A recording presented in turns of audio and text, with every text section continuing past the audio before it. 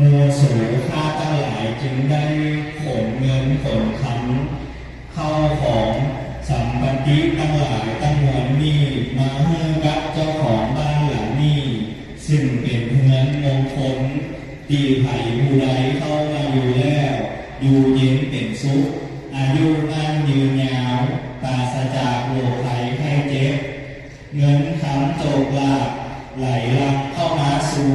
เหมือนน้ำออกบ่อจึงสาย